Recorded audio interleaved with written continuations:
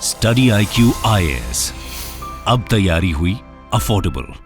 नमस्कार, मैं हूं आशीष। आप देख रहे हैं टाइम कैप्सूल और हम सेलिब्रेट कर रहे हैं महर्षि दयानंद सरस्वती जी की जन्म दिवस को।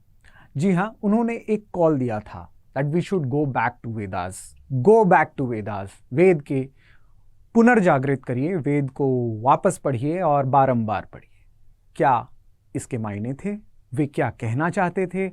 आज उनके जन्म दिवस को सेलिब्रेट करना और इस मायने को पढ़ना शायद सबसे अच्छा मौका रहेगा। साथ ही साथ ये बताना ज़्यादा ज़रूरी नहीं है कि इंडियन हिस्ट्री के सिलेबस में भी वेद और साथ ही साथ स्वामी दयानंद सरस्वती से जुड़ी हुई काफ़ी घटनाओं के बारे में चर्चा की जाती है। So without wasting much time हम बात करते हैं about the teachings of Swami Vivekananda. मैं हूं आशीष, आप देख रहे हैं study IQ's time capsule. Now particularly Swami ji ने वैदिक रिलीजन को या वैदिक सभ्यता को रिवाइव करने की कोशिश की थी। आप हिस्ट्री के सिलेबस में भी इन्हें रिवाइवलिस्ट फिलोसोफर के नाम से जानते हैं। सोशियो रिलीजियस रिफॉर्म मूवमेंट करते समय हम स्वामी दयानंद सरस्वती और उनके द्वारा स्थापित की गए आर्य समाज की बहुत ज़्यादा चर्चा करते हैं। फॉर एग्जाम्पल, वो ये कह रहे थे कि हिंदुइज्म को कुछ कुरीतियों से अलग करना पड़ेगा, यानी कि वैदिक धर्म अपने सही मायने में कैसे स्थापित हो उसके बारे में वो चर्चा करते थे। ये कौन सी कुरीतियां हैं? फॉर एग्जाम्पल, पर्दा सिस्टम या सुपरस्टिशन, अंधविश्वास या स्लेवरी, या विमेन का सब्जुगेशन यानी कि औरतों और औरतों के प्रति न्याय या औरतों के राइट्स का हनन, और साथ ही साथ the concept of purity and pollution, शुद्धता, अशुद्धता, जाति प्रथा, इन सभियों के खिलाफ स्वामी या महर्षि दयानंद सरस्वती जी ने एक तरीके से मोर्चा खोल रखा था। आर्य समाज उसी मोर्चे का नाम है। तो वक्त आ चला है ये देखने का कि क्या ये कुरीतियां वास्तविक रूप से वैदिक समाज या हिंदुइज्म में आई हैं? क्या कास्ट सिस्टम भी इस कुरीतियों में से एक है, जिसके वजह से स्वामी सरस्वती जी का एक प्रकार से विरोध भी किया जाता था? वो भी कंट्रोवर्सी हम देखेंगे। बट बहरहाल आगे देखना इंपॉर्टेंट है कि विमेन का सब्जुगेशन या पर्दा सिस्टम कैसे आ रहा है। स्वामी जी अपने सत्यार्थ प्रकाशन या गुरुकुल कांगड़ी, जो उनके पब्लिकेशंस हुआ करते थे, उनमें बारंबार ये कहते थे कि मिडीवल इंडिया में अटैक्स के थ्रू, यानी कि टर्किश अटैक्स के थ्रू भारत में पर्दा सिस्टम आ रहा है। हमने हमारी औरतों को, यानी कि भारतीय औरतों को पर्दा सिस्टम में पहले से नहीं देखा है। एंशिएंट इंडिया में भी या एंशिएंट इंडिया में मिलने वाले कई आर्टिफैक्ट्स या इवन स्कल्पचर्स में आप विमेन को पर्दा डाले हुए नहीं देखेंगे। स्वामी जी के अनुसार ये मिडीवल इंडिया की घटनाएं थी जो हमें और हमारे विमेन को संकुचित धाराओं में या संकुचित तरीके से बांट रही थी। Now what were those, and that is really very interesting to see. For example, early marriages for girls. उनका ये कहना था कि भारतीय परंपरा, इवन स्क्रिप्चर्स जैसे कि वेद, अर्ली मैरिजेस को सपोर्ट नहीं करते हैं, बाल विवाह को सपोर्ट नहीं करते हैं। वे साथ ही साथ ये भी कह रहे थे कि गर्ल्स को एक्सेस टू एजुकेशन देना उतना ही जरूरी है जितना किसी लड़के को देना या मेल्स को देना। सो फॉर एग्जाम्पल, वो ये कहा करते थे कि मिडीवल इंडिया में, मध्य भारत युग में, गजनवी अटैक से या घोरीज के अटैक से भारत में एक प्रकार से औरतों के प्रति संकीर्णता पैदा हुई। औरतों को प्रॉपर्टी समझा जाने लगा, उनका शोषण भी होता था, और इसीलिए लोगों ने, और पर्टिकुलरली हिंदुओं ने, अपनी औरतों को एक प्रकार से एक्सेस कम्युनल प्लेसेस में, यानी कि पब्लिक प्लेसेस में देना बंद कर दिया। इसी के मद्देनजर हम औरतों का या बाल विवाह देखते हैं, और we also see there limited access to education. Swami ji इन सब के खिलाफ बोल रहे थे। साथ ही साथ वो ये कह रहे थे कि कास्ट सिस्टम भी वैदिक धर्म के अनुसार सही नहीं है। जी हाँ, आप सही सुन रहे हैं। फॉर एग्जाम्पल, चातुर्वर्ण सिस्टम, जिसमें ब्राह्मण, क्षत्रिय, शूद्र, वैश्य की परंपरा जो गढ़ी गई है, स्वामी जी के अनुसार ये लेटर वैदिक फिनोमिना है। अर्ली वैदिक काल में, यानी कि उस काल में जहां पर सेकेंड मंडल से 7वें मंडल तक ऋग्वेद लिखी जा रही थी, वहां पर वर्ण को बर्थ के अनुसार रिजिडिफाई या सॉलिडिफाई नहीं किया जा रहा है। वर्ण जरूर थे, लेकिन वर्ण ऑक्यूपेशन के हिसाब से चेंज होते थे। और लेटर वैदिक काल में, यानी कि जब उत्तर वैदिक काल आया, जब वेद के बाद, वेद के लिखने के बाद का समय आया, वहां पर हम इन जातियों को धर्म के आधार से नाप दे रहे हैं। स्वामी जी इस जाति प्रथा के खिलाफ भी बोल रहे थे और ये कह रहे थे कि भारत में जाति समाज व्यवस्था के कारण भारतीय सोसाइटी, इंडियन सोसाइटी आपस में बट चुकी है एंड शायद ये सबसे बड़ा रोड़ा था उनके अनुसार ब्रिटिशर्स से लोहा लेने का, कि ब्रिटिशर्स भी इस बात को अच्छे से जानते थे और भारतीय समाज को जाति के नाम पर डिवाइड किया करते थे।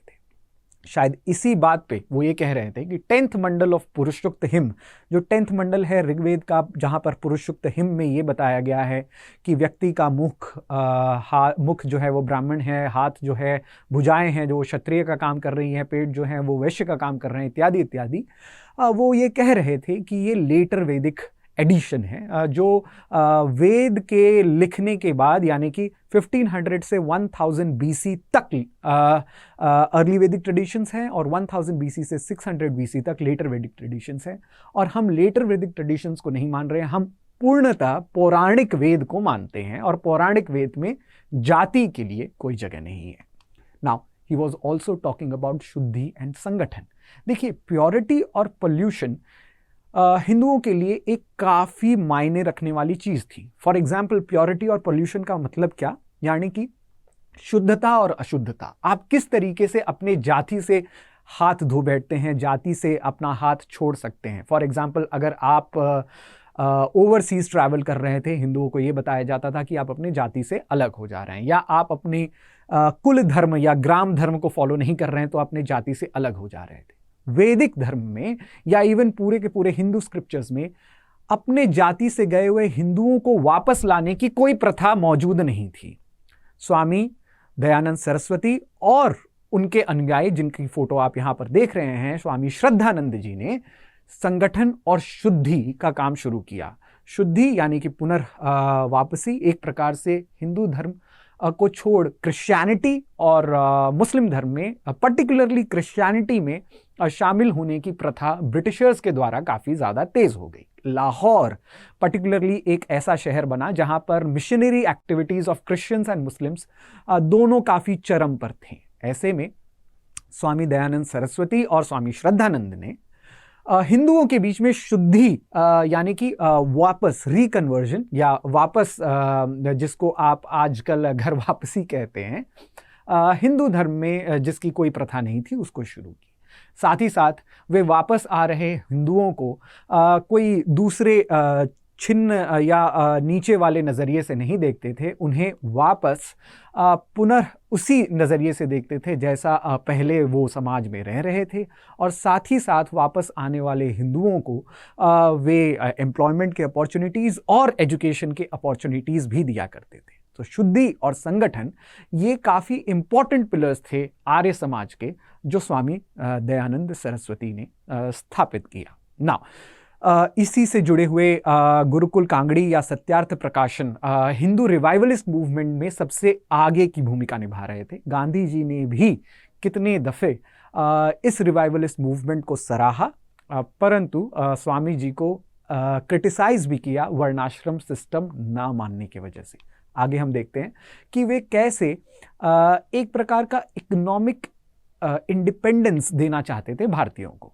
दो व्यक्तियों के बारे में आप आर्य समाज से जुड़े हुए दो व्यक्तियों के बारे में आप काफ़ी पढ़ेंगे in Indian history, particularly Lala Lajpat Rai ji और लाला हंसराज। ये दोनों लाहौर के और लाहौर के आसपास पंजाब या नॉर्थ वेस्ट फ्रंटियर प्रोविंस के ऐसे आर्य समाजी बने जिन्होंने भारतीयों को इकोनॉमिक इंडिपेंडेंस और साथ ही साथ एजुकेशनल अपॉर्चुनिटीज़ प्रोवाइड करने का पूरा दारोमदार उठाया। ज़्यादातर स्टूडेंट्स लाला लाजपत राय को साइमन कमीशन और थोड़ा बहुत जो है एंटी ब्रिटिश मूवमेंट या भगत सिंह से जोड़कर पढ़ते हैं, लेकिन ये जानकर काफ़ी लोगों को हैरानी होती है कि लाला लाजपत राय जी ने आर्य समाज का पूरा बेड़ा उठाया था। दयानंद एंग्लो वैदिक कॉलेज हो या about the establishment of Punjab national bank आप देख रहे हैं, ये सब कुछ इन्हीं आर्य समाजियों द्वारा किया जा रहा था। अगेन दो धाराओं में काम चल रही थी, एक एजुकेशन प्रोवाइड करना और साथ ही दूसरा इकोनॉमिक इंडिपेंडेंस प्रोवाइड करना।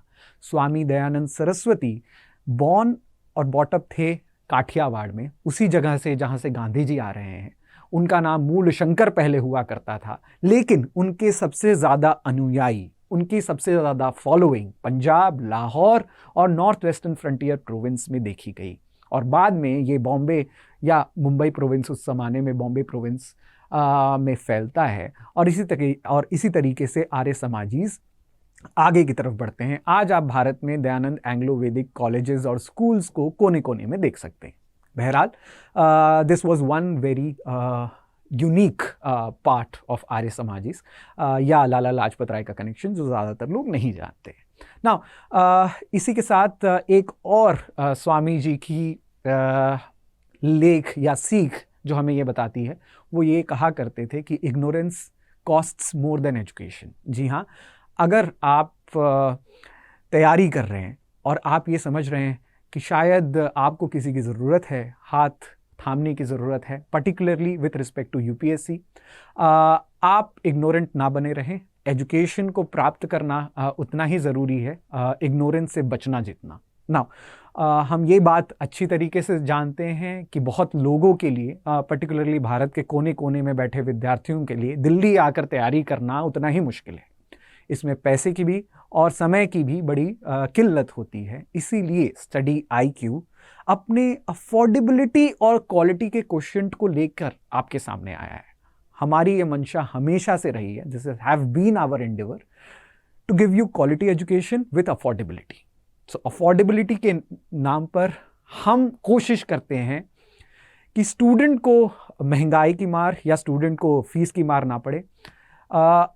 फाउंडेशनल कोर्सेज यानी कि पूरी की पूरी सिलेबस, साथ ही साथ टेस्ट्स, प्रीलिम्स, मेंस और इंटरव्यू तक की तैयारी हम आपको सहज रूप से और काफ़ी कम शब्दों में अगर मैं कहूँ, सहज रूप से और काफ़ी क्वालिटी और अफोर्डेबिलिटी के रूप से हम पेश करते हैं, बशर्ते you would use the code ASH live.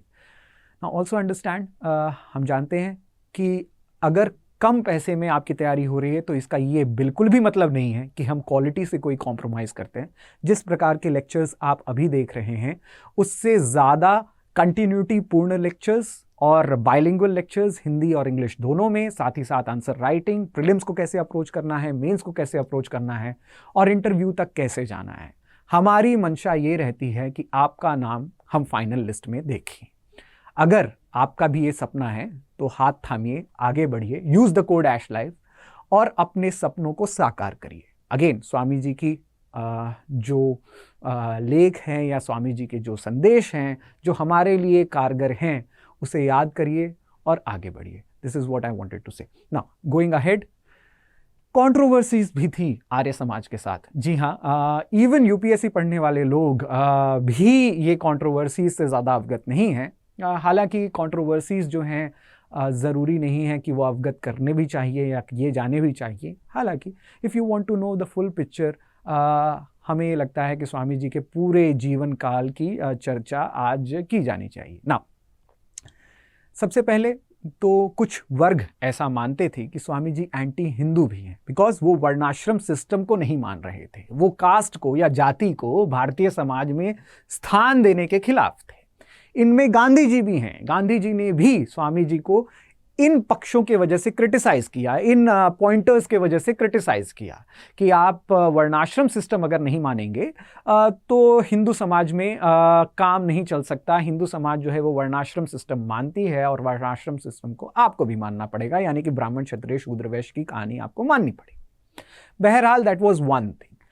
दूसरा, स्वामी जी जब तक जिंदा थे उनकी लाइफ पर भी काफ़ी अटेम्प्ट्स किए गए, उनके असैसिनेशन अटेम्प्ट्स भी होते रहे और अनफॉर्चुनेटली उनकी जान one of the assassination attempts में भी गई। साथ ही साथ उनके अनुयायियों से जुड़ी हुई कुछ कंट्रोवर्सीज हैं, जैसे पंडित लेखराम से जुड़ी हुई, जिसके बारे में हम बताएंगे, और स्वामी जी की खुद की कंट्रोवर्सी।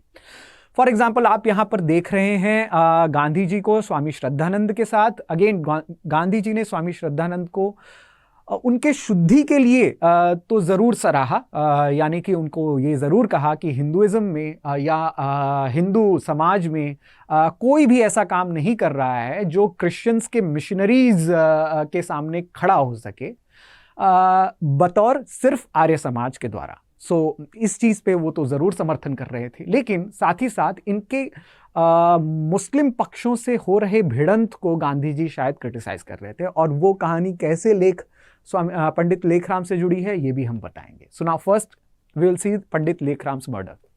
पंडित लेखराम स्वामी जी के मरने के बाद एक काफी कंट्रोवर्शियल फिगर बने। वे आर्य समाज एक्चुअली स्वामी जी के देहांत के बाद यानी कि 1883 के बाद दो भागों में बंट रहा था। एक भाग लाला लाजपत राय द्वारा संचालित था और दूसरा पंडित लेखराम जो ज्यादा रैडिकल थे। अब पंडित लेखराम लाहौर में रहकर मुस्लिम और मुस्लिम पक्षों के खिलाफ काफी ज्यादा स्टेटमेंट्स दिया करते थे। लाहौर में ही स्थित था गुलाम अहमद कादियाल का अहमदिया मूवमेंट, जिसके बारे में अगेन आप अपने सिलेबस में पढ़ते हैं। अहमदिया मूवमेंट भी मुस्लिम रिवाइवलिस्ट मूवमेंट था और आर्य समाज भी हिंदू रिवाइवलिस्ट मूवमेंट था। ये लाजमी है कि दोनों पक्षों के बीच में सैद्धांतिक तौर पर या आइडियोलॉजिकल तौर पर तकरार होनी ही थी, बशर्ते पंडित लेखराम इस तकरार को कुछ ज्यादा ले जाते हैं और वे प्रॉफिट मोहम्मद के खिलाफ कुछ कंट्रोवर्शियल टिप्पणी देते हैं। ऐसे में गुलाम अहमद कादियाल ने पंडित लेखराम के बारे में एक भविष्यवाणी की कि वे बहुत जल्दी ही उनकी देहांत हो जाएगी या बहुत जल्दी ही उन्हें बहुत कड़ी सज़ा मिलेगी भगवान द्वारा। और इन सब लेखों के बाद अचानक एक दिन रमज़ान के पाक महीने के दौरान ही हम देखते हैं कि पंडित लेखराम का मर्डर हो जाता है। ये लाहौर में घटना घट रही थी और ये एक प्रकार से आर्य समाज और अहमदिया समाज के बीच में काफ़ी ज़्यादा तनाव फैला चुकी थी। इनफैक्ट लाहौर उन दिनों काफ़ी टेंस हुआ करता था और इसी पक्ष पर बहुत सारे इंडियन नेशनलिस्ट्स भी आर्य समाज के पंडित लेखराम वाले फैक्शन को क्रिटिसाइज करते थे कि उन्होंने जातीय एवं धार्मिक उन्माद फैलाने का काम किया है। That was one controversy. But what was the other? That was with Swamiji's death itself. आप यहाँ पर देख रहे थे जोधपुर के उमेद भवन पैलेस को, और ये मैंने ऐसे ही नहीं लगाया है बिकॉज स्वामी जी की डेथ भी जोधपुर घरानों के बीच में होती है। स्वामी जी जोधपुर जाते हैं जसवंत सिंह सेकंड के इनविटेशन पर आर्य समाज का प्रचार और प्रसार करने, और ऐसे में वे पाते हैं कि महाराजा जो हैं वो विलास युक्त काम ज़्यादा करते हैं, यानी कि he was more into the luxuries of life, और वे इस पे टीका टिप्पणी भी करते हैं। बहरहाल वन ऑफ द कुक्स जो महाराजा के अंदर काम करते थे वो इस बात से क्षुब्ध थे, वो इस बात से नाराज़ थे, और उन्होंने स्वामी जी को उनके खाने के साथ, या कहा जाता है रात में दूध पीने के दौरान जहर दे दिया। बाद में स्वामी जी की डेथ काफ़ी निर्मम तरीके से होती है और वो कुक भी इस बात को जो है वो जाहिर करते हैं या बताते हैं या बाद में कन्फेस करते हैं। हालांकि स्वामी जी की उदारता आप देख सकते हैं कि वे उस कुक को ये कुछ पैसे देते हैं और कहते हैं कि आप महाराजा के घर से भाग जाइए, नहीं तो अगर महाराजा को इस बात का पता चलेगा तो वे आपको जिंदा नहीं छोड़ेंगे। एक प्रकार से ये कहानी ये बताती है कि महाराजा भी हेल्पलेस थे। स्वामी दयानंद सरस्वती काफ़ी लोगों के निशाने पर थे, वे काफ़ी लोगों के कटाक्ष के भागी भी बने, यानी कि उन्हें काफ़ी लोगों से कटाक्ष भी झेलना पड़ा, और साथ ही साथ उनकी जीवन ही उनका थॉट्स था, उनकी ब्लेसिंग्स थी या उनकी सीख थी जो वो आम भारतीयों को दे रहे थे। इसमें कोई दो राय नहीं होनी चाहिए कि उन्होंने मूर्ति पूजा के खिलाफ भी अपना मूवमेंट चलाया, उन्होंने वर्ण जाति प्रथा के खिलाफ भी अपना मूवमेंट चलाया, उन्होंने भारत में पर्दा सिस्टम और पर्टिकुलरली औरतों के खिलाफ हो रहे अत्याचारों पर भी सवाल उठाए, और ये सारी चीज़ें अपने समय से पहले की बात स्वामी जी कर रहे थे। आज इन सारी चीज़ों का भारतीयों, ना ही केवल हिंदू समाज बल्कि पूरे भारतीय समाज को ज़रूरत है, और इसीलिए शायद वो हमें बार बार कह रहे थे गो बैक टू वेदास। आज का दिन सही समय होगा इस टिप्पणी पर गौर करने का। More we will talk about Vedas in the coming videos, that why Vedas are also important, और पर्टिकुलरली आपके एग्जाम पर्सपेक्टिव से ये कैसे इंपॉर्टेंट है ये भी हम बात करना चाहेंगे। If you are interested in some other topics you can write to us definitely. मैं लास्ट में वापस आप सबसे गुजारिश करूंगा, पर्टिकुलरली दो स्टूडेंट्स हु आर प्रिपेयरिंग, कि अगर आप तैयार हैं तो हम भी तैयार हैं। एडमिशन्स लीजिए, 2024 का प्रीलिम्स भी ज़्यादा दूर नहीं है। हम फाउंडेशन कोर्सेज डेडिकेटेड पूरे साल चलाते हैं और आपकी भारी मांग के बाद हम ये कोर्स लेकर आए हैं। Not to forget, use the code ASHLIFE।